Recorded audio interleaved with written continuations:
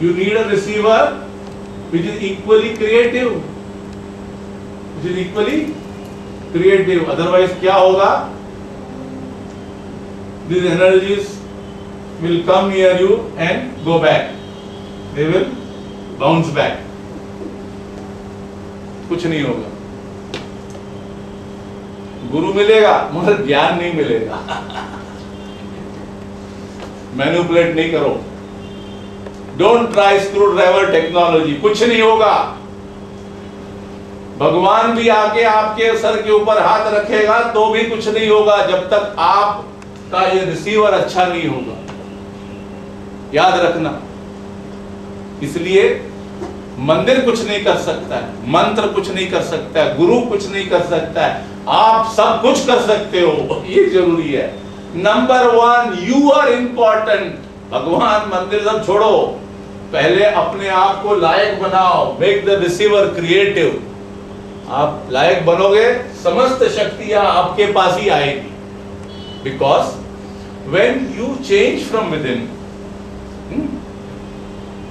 then you automatically create conditioning inside your receiver, which is nothing but the soul. Immediate. So if you are lovable, fear has no place. So these two energies are the primordial energies which will get started this receiver.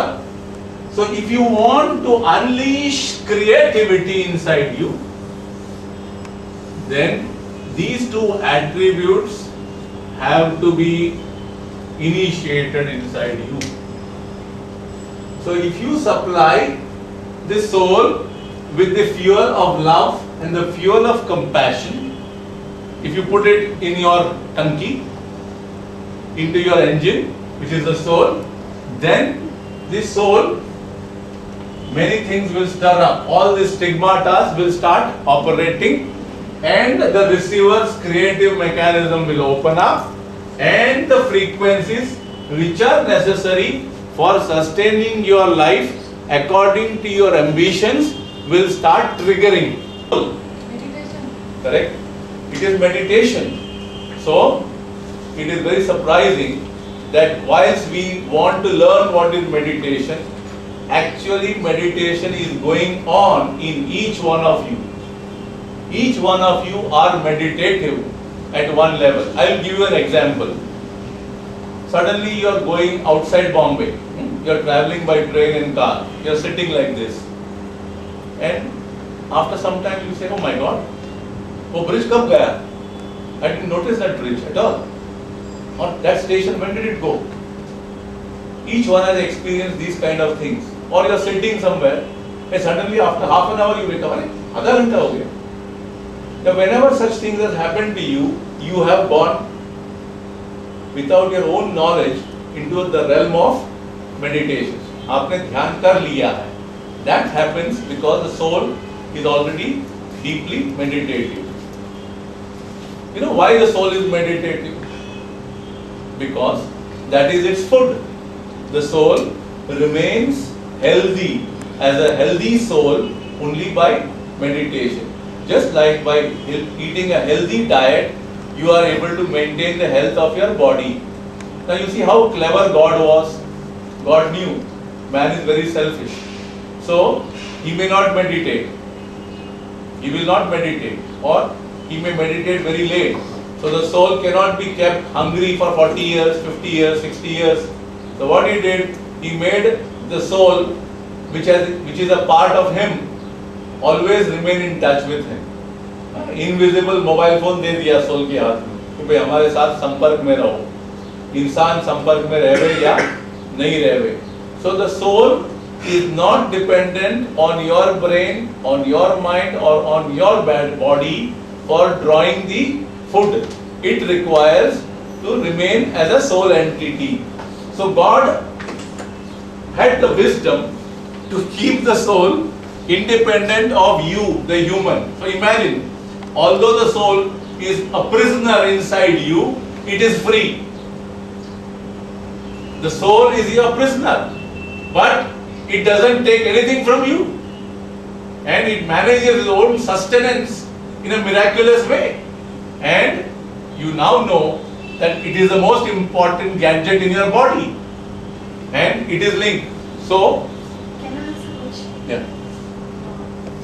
In relation to your saying that the soul is independent of the body. It is in the body, but it is independent of the body. When you say you die, actually the soul is more out of the body. Now you might die because of accident or whatever, blood loss. Now if that is so, then how is that, with the physical death, automatically the soul moves out, So what is the... No, the soul moves out because it has come to operate a body. Just like you put an engine only in a car which is going to move. A new engine is not brought into an old car and put. Correct?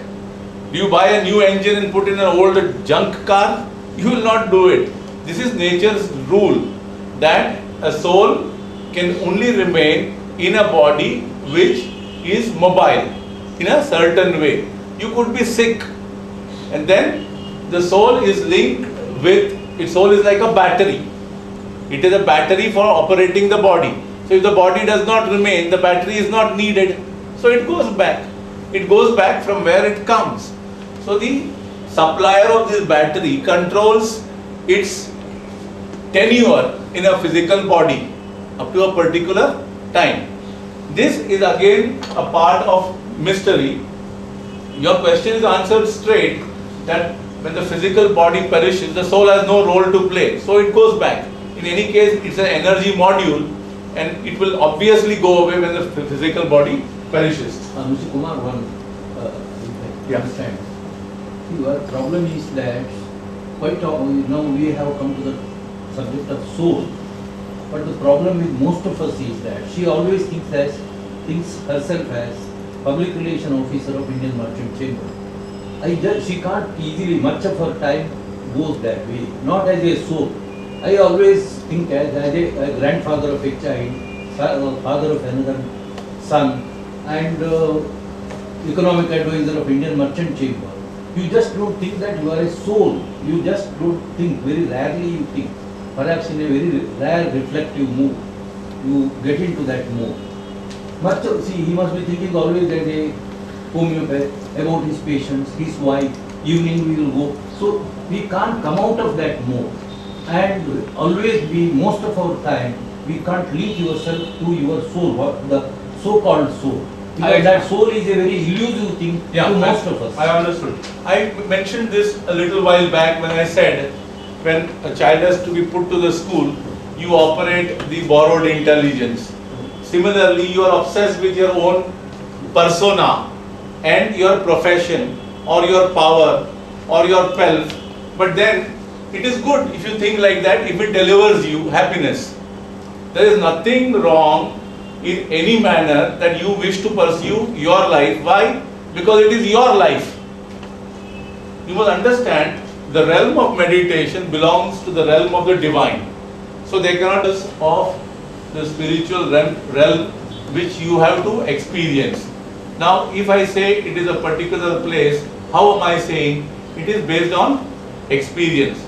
But just like the human contour has been structured over centuries and perfected, and there is a fixity about it, there have been many researchers on this field whom we call Rishi, Muni or Yogis, and they have discovered that the third eye position is where the soul resides, and that is why when you do meditation, people tell you to concentrate here. Why do people say to concentrate here? Because that is where the soul resides, between the two eyes internally. There is a gaseous molecular place for the soul to reside. Now in terms of physical size, the soul is smaller than the atom's atom. So it doesn't require really any geographical space. You understand? It is so infinite that in the physical sense its location is irrelevant. You understand what I am trying to say? Because if you are talking of a micro atom, what does it mean in terms of space? No space. It is just there, that's about all. But look at the power. Look at the power of that little tiny speck that it sustains life. Any other question? How is Kundali and soul different, and what is And this? then what else you want to know? To say, what do you mean by Kundali Jagriti? What exactly Okay. happens in the process? See, basically, I have not touched on prana, I have not touched on breath. That I thought I will start. But anyway, these are all popular words. And I practice meditation in a very simple manner, let me tell you. I am a very uncomplicated person. Because there is no use of using fancy words unless you have experienced it. And how many people have actually seen the Kundalini, I would like to know. So, 1 in a trillion. 1 in a trillion. So, why talk about all that? They are all psychic equivalents. First of all, breath. Now, breathing as taught to us by science is inspiration and expiration. What is the respiratory system? It encompasses what? The nostrils, then inside the trachea, then the lungs. Khalas? But when it comes to breathing, as understood by yogis, prana. Prana goes to the head, goes to the tail, goes to the feet. How do you explain it by science? If I were to tell a doctor that when you breathe it goes to the leg, will you believe it? You will say what nonsense. But that is the psychic equivalent of breath. Prana is not what you breathe. Because what you breathe goes only to the lungs. But prana suffuses your entire body. Similarly, the spinal cord has got neurons, it has got nerve junctions, it starts from the brain and then it's a tail, correct? Similarly, there is a psychic equivalent to the spinal cord, okay? That is called Kundalini. And just like you have the brain, which is the seat of human intelligence, correct? The brain, you all agree, is the seat of human intelligence, and it is the apex body of intelligent systems of the human, and it is followed by a spinal cord on which there are nerve centers, and from this central nervous CNS, central nervous system, you have all these auxiliaries towards various parts of the CNS system, correct? Am I right? So you have the central nervous system, and then you have got those nerves going to all parts of the body, and this supplying the nervous energy, etc. Similarly, obviously, when it comes to the spiritual, there is an axis. There is a vertical axis. That vertical axis is known as Kundalini. Kundalini is a vertical axis on which the spiritual energy moves from down to up. So it is equivalent to the central nervous system. Now in that there are 6 junctions, Shat chakra, 6 chakras. The lowest chakra is called the Muladhara chakra, and the highest chakra is called the Sahasrara, which is there in the brain. And there are different names to those other 4 junctions. That is so in other words, I have satisfied you by explaining to you scientifically, it is the psychic equivalent to the central nervous system, which can be physically seen when you operate a person. But when you operate a person and ask somebody to show the Kundalini, कितना भी जागृत आदमी होगा उसकी कुंडलिनी कोई देख नहीं सकता है, क्योंकि उसको तो समझना पड़ेगा, उसको फील करना पड़ेगा. That is why it is the psychic equivalent of the central nervous system. Okay? Any other questions? A word called depression, but according to me, what people say that जब दिमाग संतुलन खो बैठता है, जब दिमाग सोचने की क्षमता खो बैठता है, that is called depression. देखिए ऐसा है ना कि जो आपने ये जो बात कही डिप्रेशन, ये क्या है? एक शब्द है. It's a state of mind. एक शब्द है पहले तो जो डिस्क्राइब कर रहा है असंतुलन को. आपने सही समझा उसको कि असंतुलन की एक महिमा है डिप्रेशन, उसकी बहुत महिमाएं हैं. असंतुलन की भी एक रामायण हो सकती है. तो it is one of the states of an imbalanced brain also rock the brain and lead to insanity, you see, or a total failure. So depression is the beginning. But is meditation a cure for? Obviously, if you ask me, it is not ऐसा है कि ये जो कार्यशाला हम चला रहे हैं जो इंडियन मर्चेंट चेंबर ने आयोजित किया है इनर लाइट फाउंडेशन के साथ, इसका ये शीर्षक रखा है हमने कि तनाव मुक्ति कॉस्मिक मेडिटेशन द्वारा। तो कॉस्मिक मेडिटेशन जो हम कह रहे हैं ये एक सर्वसाधारण मनुष्य के लिए ध्यान करने की क्रिया है जो कि बहुत आसानी से उसके लाइफ में कोई बड़ी चेंजेस के बिना, टाइम की कोई पाबंदी के बिना, कभी भी वो जब भी चाहे वो कर सके, वैसा एक सामर्थ्य देने की हम कोशिश कर रहे हैं। और अगर ये ध्यान लोग करने लगेंगे तो उनके जीवन में सुख, शांति और समृद्धि का जो प्रमाण है वो बढ़ेगा, क्योंकि तनाव से जो इंसान मुक्त हो जाता है तो उसका जो असली रूप है, मनुष्य का जो असली रूप है वो प्यार भरा रूप है और बहुत करुण रूप होता है इंसान का। तो इंसान की जो ईश्वर ने इंसान को निर्माण किया है वो इस तरीके से निर्माण किया है कि वो बहुत ही दिलदार और प्यारा इंसान है। हम उस अवस्था से हट गए हैं क्योंकि हमारे ऊपर तनाव ने इतना मतलब वार किया है कि हमारे अंदर विकृतियां आ गई है और मनुष्य को अलग देखता है, धर्म के आधार पे, विचार के आधार पे, फिर जिंदगी के पैसे के स्तर के आधार पे, और नाना तरीके से अलग देख रहा है। और जब वो प्यार से भर जाएगा, अंदर उसका जो घड़ा है वो प्यार से भर जाएगा, करुणा से भर जाएगा, तब उसको समझ में आ जाएगा कि एक इंसान और दूसरे इंसान में कोई फर्क नहीं है और हम एक ही परिवार के सदस्य हैं। और वैसे करके विश्व में शांति और भाईचारा प्रकट होगा। और ये जो प्रयास है हमारा ध्यान का, विश्व शांति और विश्व भाईचारा को प्रमोट करने का प्रयास भी चली गई है और बहुत अच्छा रिस्पॉन्स उनको केरल में मिला, दिल्ली में भी मिला है और मुंबई में भी। अभी इसको हम बढ़ाएंगे आस्ते आस्ते। हिंदी की किताब तैयार हो रही है, इसी के लिए मैं यूपी गया था ढूंढने के लिए आदमी।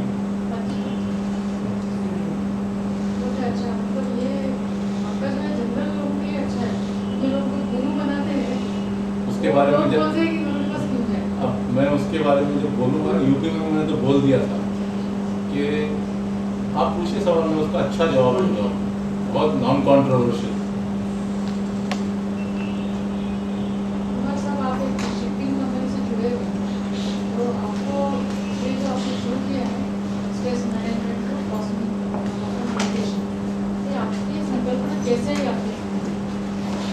देखिए, प्रभु उनको कब तैयार करता है ये तो हम कह नहीं सकते हैं, और बचपन से हमारे अंदर एक किस्म की खोज थी, जो भी चीज़ हम नहीं समझते, नहीं जानते, इसके प्रति खोज थी।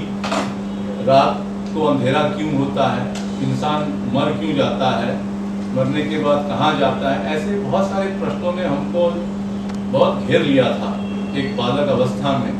और वैसे जैसे जैसे हमारी उम्र बढ़ती गई, ऐसे बहुत सारे सवालों ने हमारे सर को घेर लिया था।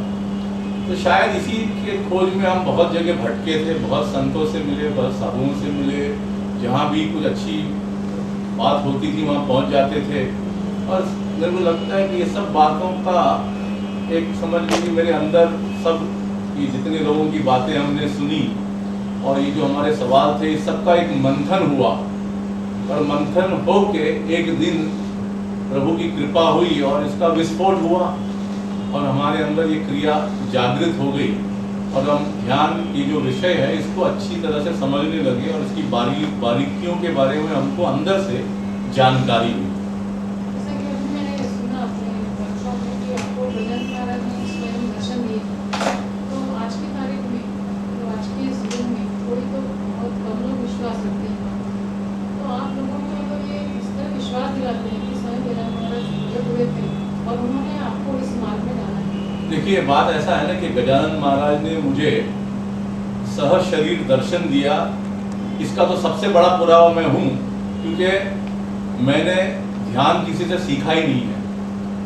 और अगर the inner light cosmic meditation जैसी एक किताब जो कि जिसका मेरे पास पुरावा है कि मेरे पास 14 कैसेट्स है जो मेरे बोलने पे मतलब उसके अंदर ये सारी बातें जो हमने कैच की थी बोल के, तो यही तो पुरावा है कि मेरा जैसा एक साधारण व्यक्ति जो कि एक कॉरपोरेट आदमी है, शिपिंग धंधे से मेरा रिश्ता है, शिपिंग के बारे में अगर मैं जानकारी रखूँ और उसके ऊपर किताब लिखूँ तो कोई बड़ी बात नहीं है। और ध्यान जैसे गूढ़ विषय में मैंने किताब लिखी, उस किताब की इतनी सराहना हुई है कि कोई ऑर्डिनरी लोगों ने इसकी सराहना नहीं की है। अभी तत्वलोका जो है ये मैगजीन श्रृंगेरी शंकराचार्य के पीठ का मैगजीन है, और उसमें इस बुक की जो रिव्यू निकली थी डॉक्टर पाटिल ने उसका रिव्यू किया है, जो कि अनंताचार्य इंडोलॉजिकल रिसर्च इंस्टीट्यूट के डायरेक्टर है। ऐसे काबिल लोगों ने इस किताब की सराहना की है, न कि कोई आम आदमी ने। तो जो आदमी इस विषय के ऊपर समझ रखता है, सूझबूझ रखता है, वैसे बुद्धिजीवियों ने इस किताब की सराहना की है, पहली बात। दूसरी बात, ध्यान के ऊपर मैंने अभी तक कुछ 15-20 कार्यशालाएं अलग अलग जगह पे की है, अलग अलग प्रांतों में की है जहां मेरे मित्रगण नहीं है। मैंने वैज्ञानिकों के सामने कोचिन में कार्यशाला चलाई है, मैंने यूपी में अभी हाल में जाके भदोई में कार्यशाला की। तो आम जनता जो है वो उसको अच्छा लगता है, इसलिए तो मेरी कार्यशाला में आते हैं, क्योंकि मैं तो कहीं मेरे नाम के सामने भी श्री नहीं लगाता हूँ, और मैं साधु या संत होने का दावा कभी नहीं किया है। और मैं हर एक कार्यशाला की शुरुआत इसी बात को लेके करता हूँ कि मैं भी आपकी तरह एक आम आदमी हूँ, मेरा भी परिवार है, मैं भी नौकरी धंधे से रिश्ता रखता हूँ। जो समस्या आपके जीवन में, सब समस्याएं मेरे जीवन में भी आती है, फिर भी मैं थोड़ा ज़्यादा सुख महसूस करता हूँ, थोड़ी ज़्यादा शांति महसूस करता हूँ। मेरे जीवन में जितने प्रश्न आते हैं उसका जो सॉल्यूशन निकलता है वो अनायास निकलता है। और ऐसी जब मैं बात लोगों को समझाता हूँ तो लोग प्रभावित होते हैं और उसको ट्राई करना चाहते हैं। दूसरी बात, मेरा जो ध्यान का जो करने का जो सिस्टम है, इसमें कोई जात की रूढ़िवादिता नहीं है।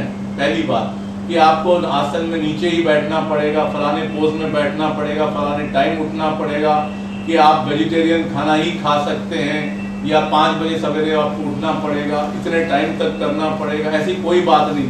जैसे कि एक आदमी दूसरे आदमी को एक सरलता से, एक मित्रता से कोई बात समझाता है, उसी सरलता से, उसी समानता से मैं ध्यान का प्रचार करता हूँ। और इसको संचालन करने में एक किस्म से समझ लीजिए कि ईश्वरीय मदद हमको मिलती है। हर कार्यशाला में हमने ये अनुभव किया है कि जितने लोग कोशिश में बैठते हैं उन सबको ध्यान होता है, ध्यान की अनुभूति होती है, उसके बाद उसकी चर्चा भी होती है। इसलिए ये कार्यशाला सिर्फ एक किस्म से थियरी नहीं है, इसमें ध्यान का एक्चुअल प्रैक्टिकल अनुभव, अनुभूति हम देते हैं। इसलिए ये कार्यशालाएं ज़्यादा लोगों को अच्छी लगने लगी है, क्योंकि उनको ध्यान का स्वाद मिलता है। जैसे कि हम लोग पुराणों से देखते हैं कि विष्णु में तपस्या है, और उन्हीं के बाद पता चला कि मेडिटेशन यानी ध्यान ऐसा है जो हमारे सभी सवालों का जवाब देता है, क्योंकि समझने वाले ही समझ पाते। ये बात तो हुई। उसके अलावा अभी तक भारत में अभी तक जितने भी लोग हुए हैं, ग्रुप जो होता है पहला होते हैं, उन्होंने अक्सर कुंडलिनी शक्ति को ही मेन रखा है, और वो इतने ऊंचे स्थान पर बैठे हैं सारे लोग। कई लोग डर के कारण या किसी गुणवत्ता के कारण जरूर उनके पीछे जाते हैं, और वो उनके शिष्य बनते रह जाते हैं जो वो बोलना चाहते हैं। ऐसी स्थिति में और आज के आधुनिक युग में जहाँ इतना सारा डिप्रेशन का माहौल बना हुआ है, ऐसे में आपको कैसे लगा कि आप एक साधारण मनुष्य की तरह ही आकर उन लोगों को उन्हीं की भाषा में समझाएंगे तो आप सफल होंगे, और अब तक आपको कहाँ से सफल होंगे? देखिए, मुझे पहले तो ये बात सिद्ध करना है कि हर एक इंसान के अंदर भगवान छिपा हुआ है। तो जब तक आप इस बात को समझेंगे नहीं, आप दूसरे को क्या दे पाएंगे। तो उसके लिए हमको भगवान बनने की कोई ज़रूरत नहीं है, क्योंकि भगवान हर जगह मौजूद है। हमको एक दूसरे के प्रति एक अच्छे इंसान की भावना अगर हम दर्शाएंगे, तो जो भी ज्ञान हमने प्राप्त किया है हम दूसरे को सफलता से दे पाएंगे। जो मित्रता से, मैत्री भाव से जो हम आदान प्रदान करेंगे, तो उसमें त्रुटियां कम आएगी, उसमें मुसीबतें कम आएगी और ये रिश्ता कायम का रहेगा। बाकी तरह के जो रिश्ते हम गठित करते हैं वो एक किस्म की जमींदारी की तरह ही है। जैसे जमींदारी खत्म हो गई और जो उस तरीके की जो मानसिक धारणा से हम एक दूसरे को कुछ भी देना चाहेंगे तो वो लंबे समय तक वो रिश्ता टिकेगा नहीं, उसमें कहीं ना कहीं कड़वापन आ ही जाएगा।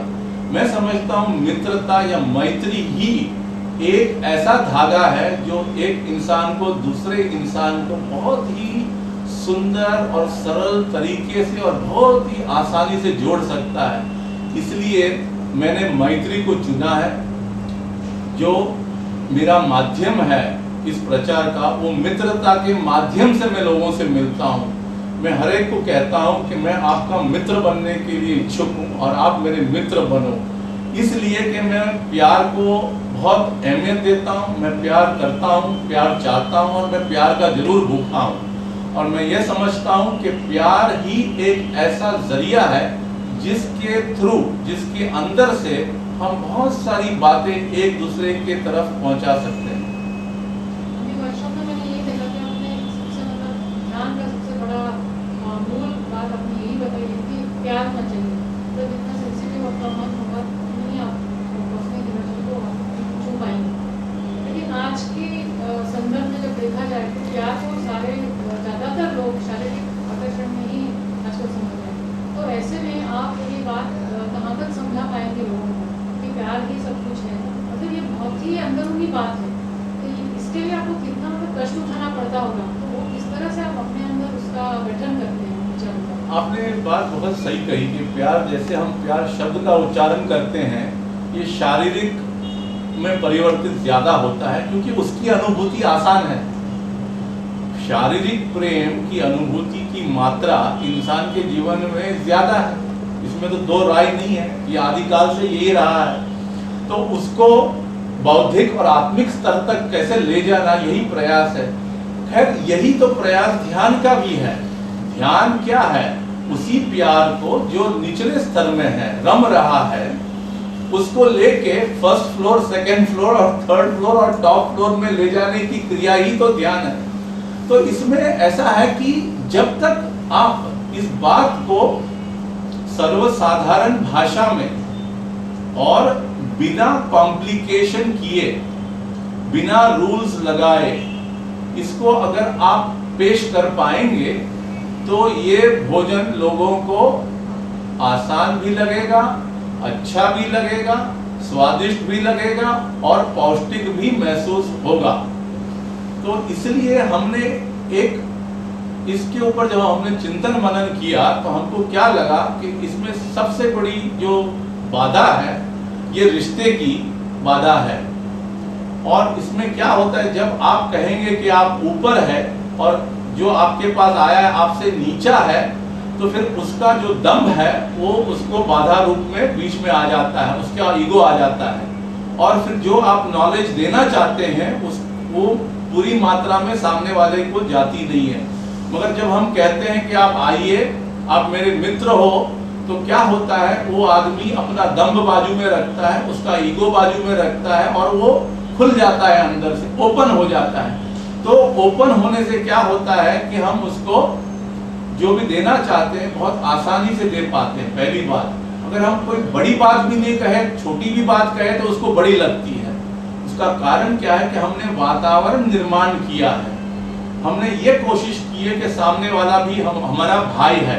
अब देखिए बात ऐसा है कि जब अपना सगा भाई हमसे 10 रुपया मांगता है तो हम बिना सवाल किए उसको देते हैं। जब अपना पड़ोसी मांगता है तो हम 2 बार सोचते हैं। जब अपना नौकर मांगता है तो हम 10 टाइम सोचते हैं। तो इसमें दोष किसका है? दोष अपना ही है ना, कि हम देना नहीं चाहते हैं, यही दोष है। तो विद्या जिसको मिली, अगर वो बिना कुछ सोचे देने की इच्छा रखता है तो दे पाएगा। हमारे अंदर वो इच्छा प्रभु ने जागृत की है, क्योंकि हम समझ गए हैं कि आज अगर हम इतनी सक्षमता से ध्यान के विषय में जानते हैं, ध्यान की किताब लिखे हैं, तो हमको रत्ती भर संशय नहीं है कि ये प्रभु का ही वरदान है, ये हमारे दिमाग की उपज नहीं है। और इस बात को हम 24 घंटा याद रखने की कोशिश करते हैं। और ये बैकग्राउंड ऐसा हमने अपना तैयार किया है, इस वजह से हम इसको ट्रांसमिट बहुत आसानी से कर सक रहे हैं और लोग प्रभावित भी हो रहे हैं। ये तो सही है, प्रभावित हो रहे लोग, लेकिन अभी इतनी बड़ी दुनिया है ये, यहाँ पर मतलब आपके जैसे लोगों का बहुत ही ज़रूरी है होना। तो कहाँ तक आप पहुँच पाते हैं और आपने अपने तरह लोगों को तैयार किया है। और एक बात है कि जैसे कि आपने बोला कि हम बुरा खाना नहीं खाना चाहते, लेकिन बुरे विचार जल्दी खा लेते हैं, जिसका हमें हमको पता ही नहीं चलता है कि हमने बुरे विचार खाए हैं। तो इसका क्या इलाज है? अब देखिए कि जहाँ तक इस बात को जनमानस तक पहुँचने का जो विषय है, हर एक इंसान अपनी जिंदगी में कुछ ही कर सकता है। आज तक कोई ऐसा एक मनुष्य नहीं पैदा हुआ है भूलोक में जिसने पूरी दुनिया को प्रभावित किया है। प्रभाव फैलता है दुनिया भर में समय के पहिए के ऊपर। तो हम इतना ही कर सकते हैं कि अपने जीवन में हमने सोच लिया है, ठान लिया है कि जितनी हमारे अंदर शक्ति है इसको हम इस पे न्योछावर कर डालेंगे। और इसके लिए हम कोई भी किस्म की, समझ लीजिए कि फेंसिंग नहीं करेंगे हमारे बीच में और जो हमारे पास आ रहा है, कोई भी किस्म का बंधन नहीं डालेंगे और हम सबको स्वीकार करेंगे। इसलिए सबको स्वीकार करेंगे कि जो अपना जो परम पिता है वो सबको स्वीकार करता है, इसीलिए हम उसके तरह का बर्ताव करेंगे कि किसी का हम नुक्स नहीं निकालेंगे, हम किसी को हम बांटेंगे नहीं अच्छे और बुरे में, हम सबको प्रेम की लिपाई पोताई करेंगे। और हमारा ये विश्वास है कि अगर हम प्रेम की पिचकारी लेके चले और सबको छांटना चाहे तो हम बहुत कुछ कर पाएंगे और बहुत सारी संख्या में भी हम लोगों को कर पाएंगे।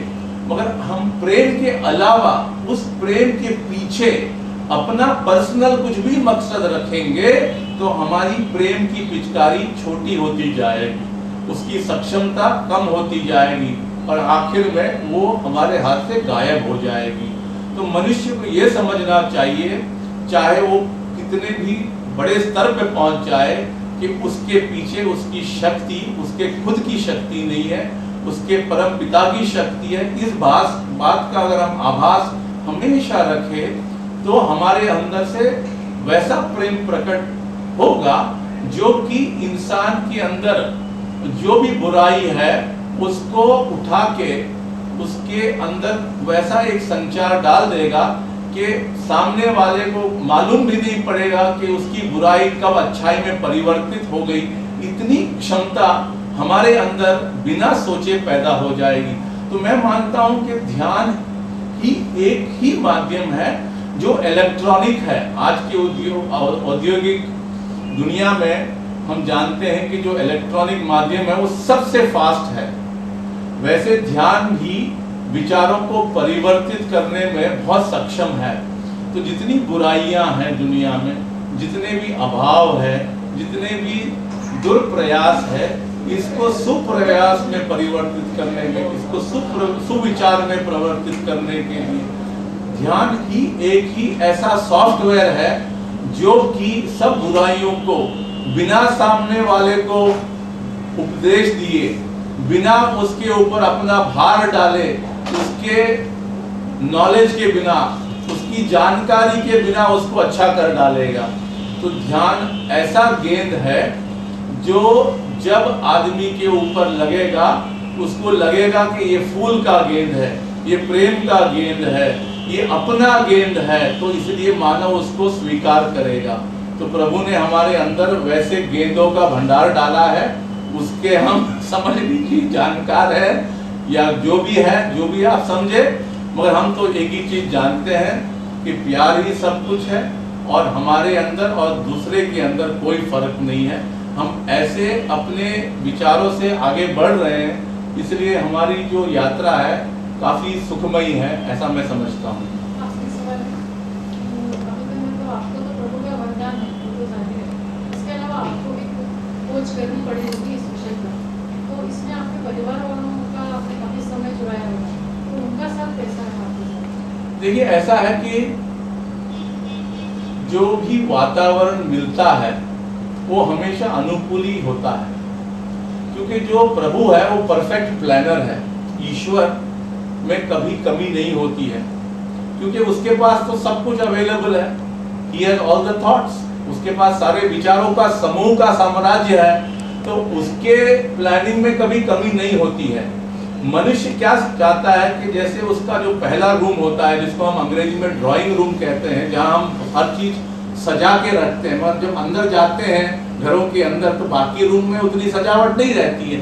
तो मनुष्य ये चाहता है कि उसकी जो दुनिया है हमेशा सजी हुई रहे, ये गलत हो जाएगा। मनुष्य का जो जीवन होता है उसमें उतार चढ़ाव रहते हैं, सुख दुख जो है वो धूप छाव जैसा रहता है। तो इस सब बातों को अच्छी तरह से समझ के इन हर बात के लिए हमारे अंदर एक समझ की मात्रा बढ़ जाती है, तो हमको हर जगह वही आनंद प्राप्त होता है। यानी कि हम कुटिया में भी आनंद में रहे और महल में भी आनंद में रहे, वैसी अवस्था प्राप्त हो जाती है। तो मैं मानता हूँ कि मेरे साथ मेरे परिवार में कुछ ऐसी खास बातें नहीं थी जिससे कि हम ध्यान से प्रेरित हो जावे, मगर ये जरूर कह सकता हूँ कि जिस कुटुंब में मेरा जन्म हुआ उसमें लोग धार्मिक प्रवृत्ति के रहे थे, सिंपल लिविंग और हाई थिंकिंग में मानते थे। तो उसके वजह से हमारे जो मूलभूत शिक्षण जो हमारा हुआ, जो परवरिश हुई, उसमें ये सारी बातें अनायास फिट हो गई, ऐसा हम मानते हैं।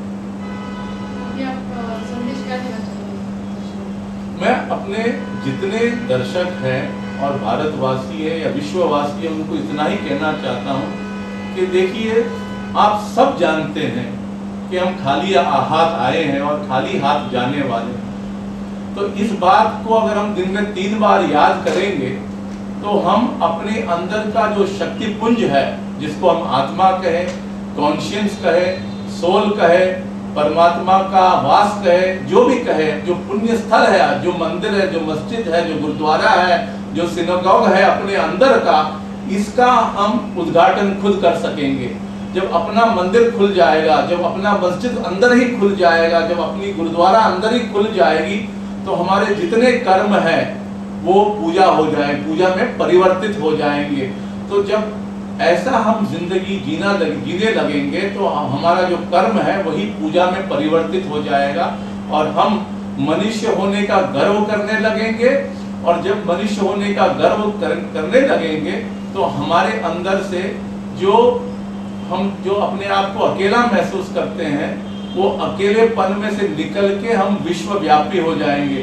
हम एक इंडिविजुअल से इंस्टीट्यूशन बन जाएंगे, हम एक से अनेक हो जाएंगे और फिर हमको लगेगा कि सारी दुनिया हमारा परिवार है, सारी दुनिया के वासी हमारे भाई बहन हैं। और वैसे अपने अंदर से प्यार का जो ज्योत है, हमारी जो प्यार की जो ज्योत है, हमारे अंदर जो प्यार का जो फाउंटेन है, वो खिल के सबको एक बड़े आलिंगन में समेट लेगा और हम भी खुश हो जाएंगे। और हमारी खुशी, हमारे कदम जहाँ भी जाएंगे वहाँ पे खुशी महसूस होगी, खुशी का आदान प्रदान होगा, शांति का आदान प्रदान होगा और एक निराकार भक्ति में हम परिवर्तित होके कर्म को ही पूजा मान के जीवन में सुख शांति की वर्षा लाएंगे।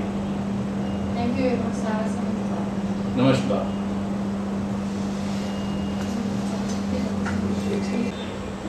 Activity. Once meditation has commenced after you have been initiated into meditation, Dhyan, and you have learned the art of getting into Dhyan, meditation is a continuous process. Once the light is kindled, it shall remain kindled inside you for all times in your journey. It is an implantation of a force of nature which has gone into you into a microform. It is like a jyoti which you light in your home. Just like the lamp has the wick and has a receptacle for the oil or ghee that you may put to light the flame, once the jyoti of Dhyan is lit, it is your duty, albeit it should become an effortless habit, an effortless second nature for you, to keep it alive, to keep it in good shape, to keep the flame burning. Spreading the light is similar to the inputs of oil or ghee that you put in the lamp. You have to put the input of your alertness, your permanent alertness, and alertness which is born out of deep faith, quest, and a deep love towards Dhyan. I do not like the word concentration because there is compulsion, a kind of forceful effort in it. Therefore, I would prefer the word alertness, that you are conscious of it. Just like moving about in the house, you are conscious, very subtly conscious that the jyoti in the prayer room is burning, and very effortlessly you know when the oil has receded and are quick to replenish the same so that the jyoti, the lamp in your prayer room, does not go off. You are conscious of the jyoti. Similarly, the jyoti which has been lit inside your body is similar to the container. The oil or ghee is similar to your alertness. And if this kind of an attitude persists in you, then dhyan or meditation will be a continuous process. Like any continuous process, dhyan may vary because dhyan is not alien to you, is not an external thing, is a part and parcel of your life force after you have been initiated and dhyan has commenced in you, you have learned the skill or the art to get it going. Or once you are able to get into it, it does not show is the guru inside you. Read it once again. The force of meditation is the guru inside you. Remember this always. Don't ask me details about Guru anymore. Because underline this for God's sake. The force of meditation is the Guru inside you. Terrible. The force of meditation is the wisdom inside you. The force of meditation is the source of love inside you. The force of meditation is the joy inside you. The force of meditation is God's grace inside you. The force of meditation is a fund of energy inside you. 51 page number. Book mein. The force of meditation is the unlimited resources that the Lord has pledged to you. Meditation's force is nature's endowment to you. Therefore, it is only natural that your meditation will acquire various position in which an individual is placed. You could also experience varying play of light exhibiting different colors and patterns. The visual drama on the inner portion of your forehead, the mental screen if you would like to call it, would display several patterns like a kaleidoscope. One need not attach too much importance to that. Suffice to state that is proof enough that dhyan is going on. That is, that the light is spreading just like you look at a lamp in a dark room and you can see that the light is spreading. You will see a lot of play of light, changing of color, circular movements, angular movements, movements starting with a dot close to your forehead and the spot growing bigger and bigger in a concentric manner, or from outer concentric circles, reduced circles will be moving towards the center of your forehead. You could see flashes of various colors ranging from violet to sky blue. You would see flashes of golden color, white color, smoky grey color. You could see the shades of the red and so on. You could hear sounds of various types during dhyan. You could hear hissing sounds, whistling sounds, sounds which are loud in nature, like mini thunder sounds, sounds similar to the trinklets of a dancer. You could hear gongs or bells. All this goes to prove that dhyan is stabilizing inside you. It is a play of sight and sound. In the initial stage, it is possible that you would see more of light and very little of sound because light travels faster than sound. 1 minute. So this is a scientific explanation why you see more light and less sound, because light travels faster than the sound. So what travels fast, आपके effort के बिना light आ जाएगी. Sound को पकड़ना है तो SP horse power बढ़ना पड़ेगा. In the initial, you could feel it in the downward or upward direction. You may feel heat energy going up or down the spine. These are similar reactions, are very normal. Once dhyan commences, you could feel different kinds of vibrations at different places. You could even feel vibratory forces of other human beings. You could feel the vibrations of spots where prayer or worship is conducted. You could feel the vibrations of different places where different activities take place. It is somewhat similar to the textile industry. Once you have thought all that is there in textiles, right from spinning of thread to the weaving of the thread into cloth, the dyeing and finally printing, the whole process of cloth making, and then after you have learned all that is there in the textile industry, you are taken to a shop. It is only natural then that by just feeling the cloth, you will be able to pronounce that this is a voile, this is a poplin, this is terracotta, this is terylene, this is chiffon, and this is nylon. How is this possible? Because you have accumulated knowledge of various fibers that you go into making different variety of cloth.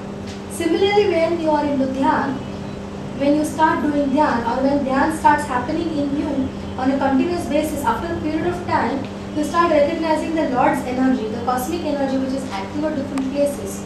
Just like terracotta has different varieties, 60% of terraline and 40% of cotton, or 70% of terraline and 30% of cotton, and so on. Similarly, different kinds of energies are at play at different spots for different reasons, and you are awakened into a new world, a world which was not known to you before you commenced Dhyan, before you got into active meditation. When people are not tuned to Dhyan, they do not feel any power of places of worship, except that they have deep devotion and a strong emotional rapport with the place of worship or deity.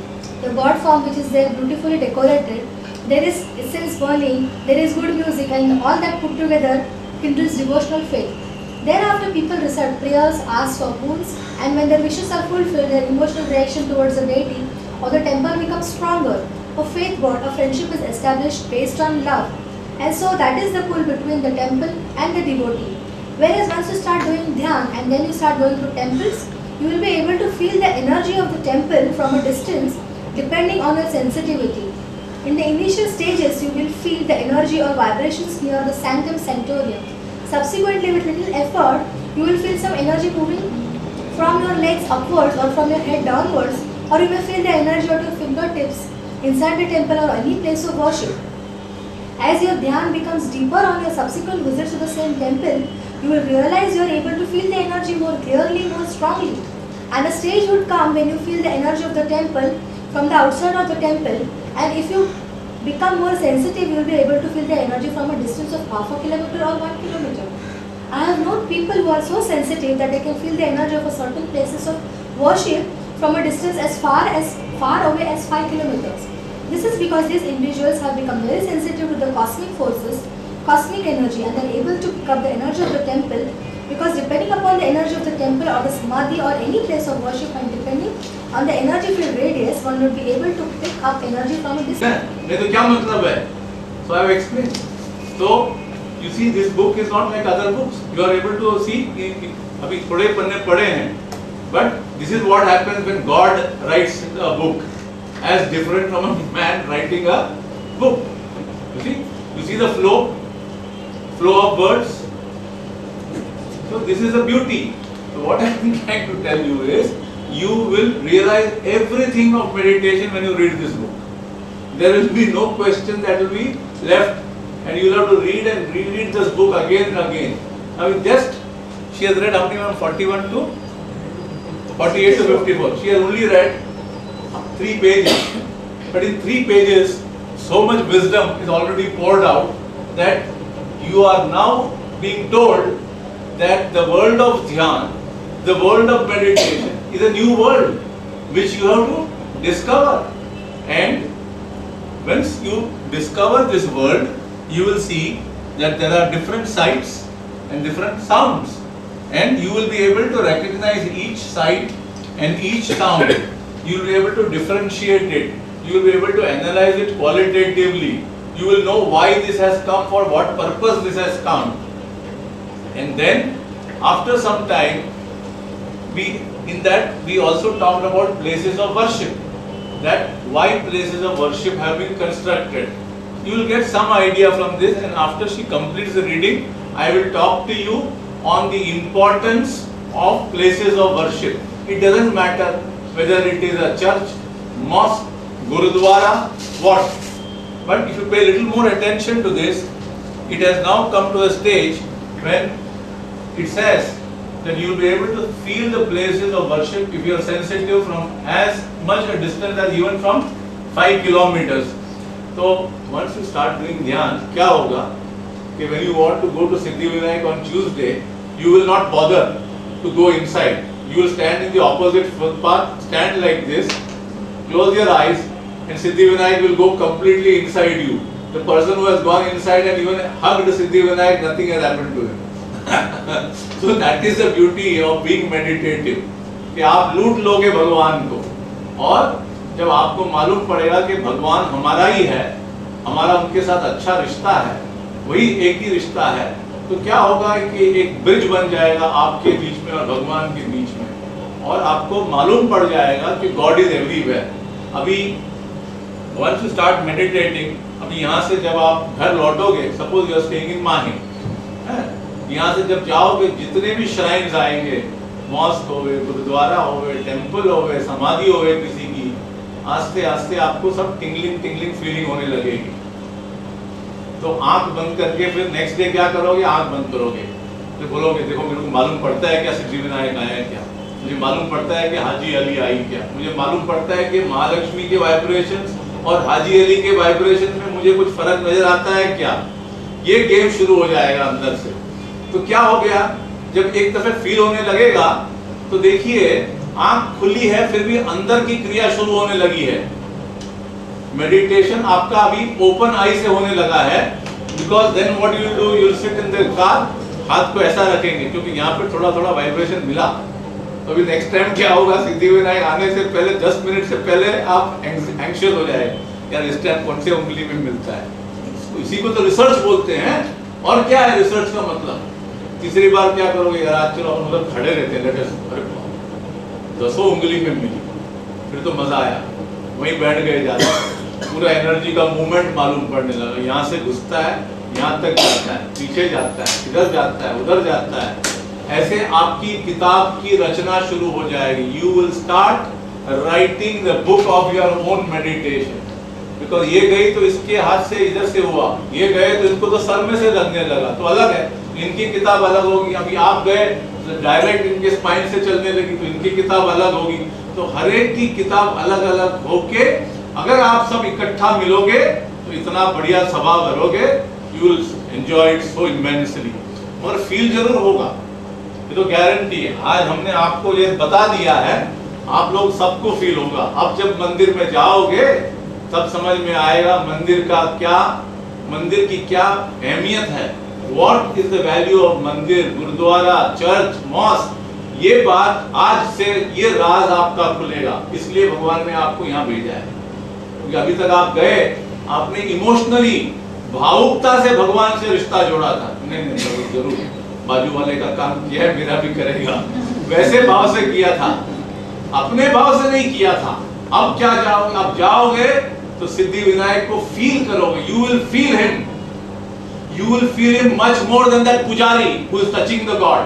फिर क्या होगा, फिर तो बड़ा तहलका मचेगा ना आपके अंदर। फिर आपकी ये जो जुबान है ये खुल जाएगी, आप भी गीता बोलने लगोगे, आप भी ग्रंथों से में बोलने लगोगे, आपको भी समझ में आने लगेगा अच्छा कौन है, बुरा कौन है, सही क्या है। पूरा जीवन का एनालिसिस हो जाएगा, जो बात भूल गए सब याद आने लगेगी। और you will then discover कि my God I wasted my life, मैंने क्यों ये सब पहले नहीं किया। जब दिल्ली में मैंने एक कार्यशाला की थी तो वहाँ का एक शिपिंग मैनेजर आया, ध्यान करने के बाद सब लोग ने अपना अपना बताया। तो वो क्या करता था, संडे पेंट करता था, वो था संडे पेंटर। तो उसको बहुत सारी डिजाइन दिखी ध्यान में। भगवान को मालूम है कि आपको अगर ध्यान में बढ़ाना है तो उसको मालूम है आपको क्या पसंद है, उसके हिसाब से आपको दिखाएगा।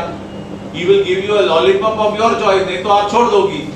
आपको अगर उनको बढ़ाना है तो he will tell you something which you are looking for, so that you feel interested to do it again। तो उसको सब डिजाइन दिखा, तो उसके बाद वो कंटिन्यूस अभी ध्यान कर रहा है। कल परसों मुझे फोन कर रहा है, मेरे को बोल रहा है कि ये हो रहा है वो हो रहा है। मैंने बोला तुम आर्टिस्ट आदमी हो तो तुमको सप्लाई कर रहा है वो डिजाइन, ऊपर से करते जाओ पेंटिंग। तो जैसी आपकी इच्छा होगी वैसा वैसा प्रभु आपको देगा। नाउ अ डे में come when this man will exhibit a painting of very original designs and people will wonder कि ये आदमी कोई आर्ट स्कूल में गया नहीं, इधर भी नहीं गया, how his designs are so fascinating, how his painting is so attractive. Then somebody who will take his interview will realize कि ये मेडिटेशन कर रहा है, ये अंदर का बाहर आ गया पूरा। तो this is what the force of meditation will do to you. पढ़िए। After this, I'd like to narrate one experience also of somebody. Okay. This is the thing that you mentioned. अभी बोल दीजिए ना, फिर ना बोलिए। Now, as you said that a painter can see his paintings in meditation. I know of one doctor, I don't remember her name. She was an ardent follower of Sai Baba, and she was such a strong devotee of Sai Baba that when she was a child, she actually visualized him, and when she grew up to become a doctor, there were certain instances when she was a surgeon. Whenever she had to undergo an extreme difficult, complicated surgery, she would sometimes become very nervous. But she would enter, so sit in meditation the previous night, and she would always say, this is what she told. She would say, Sai Baba telling her this is the way you are supposed to do the operation, and show her exactly the process to do the operation. Whenever she has, and when actually on the operation table she conducted the operation in that manner, she was very successful. So that was, I mean, in a professional life she was able to succeed because she went into meditation and able to get results. So what is this integration of dhyan to your work?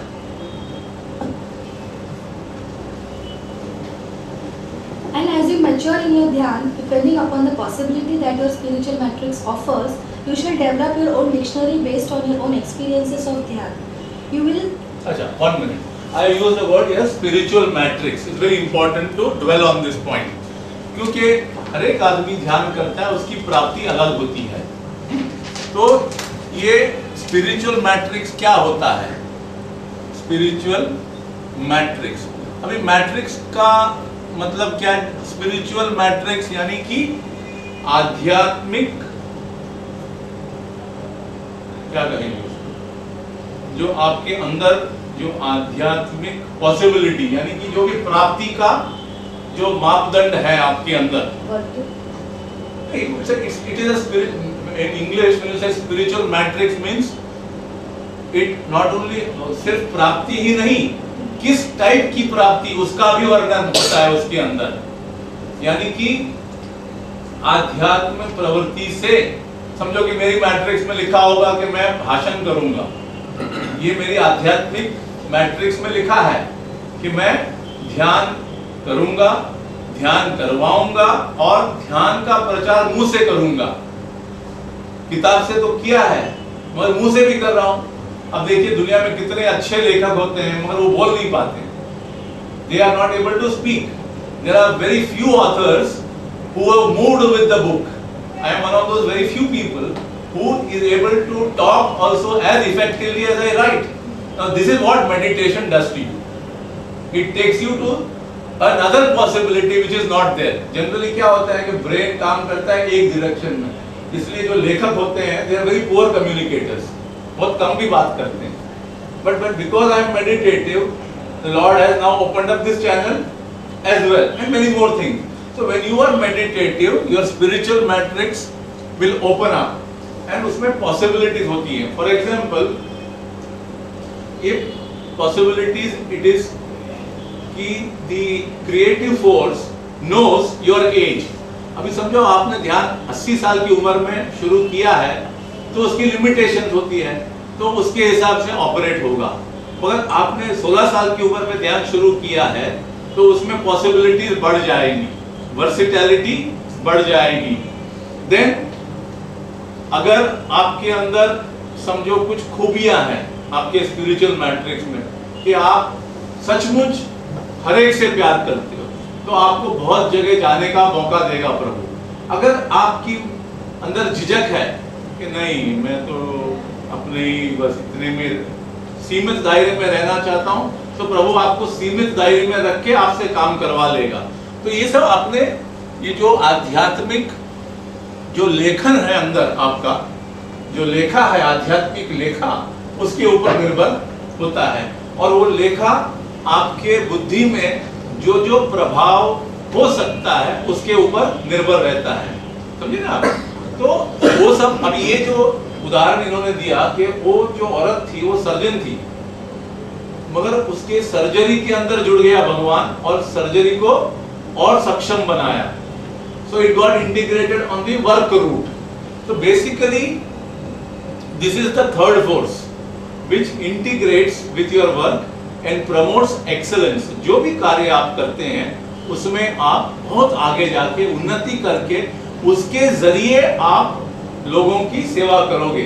तो it is not necessary कि ध्यान के ऊपर आप ध्यान करोगे तो आप ध्यान का ही प्रचार करोगे, ऐसा कोई जरूरी नहीं है. आप ध्यान करके अच्छे लॉयर बन सकते हो, ध्यान करके अच्छे डॉक्टर बन सकते हो, ध्यान करके जो भी व्यवसाय में आप है उसमें तरक्की और उन्नति करके नाम कमा सकते हो. ये जानना बहुत जरूरी है. अगर आप सिर्फ हाउसवाइफ है तो you will become a better housewife, which means you will handle your home more economically than before, at the same time provide more with the X number of rupees you are receiving. You will have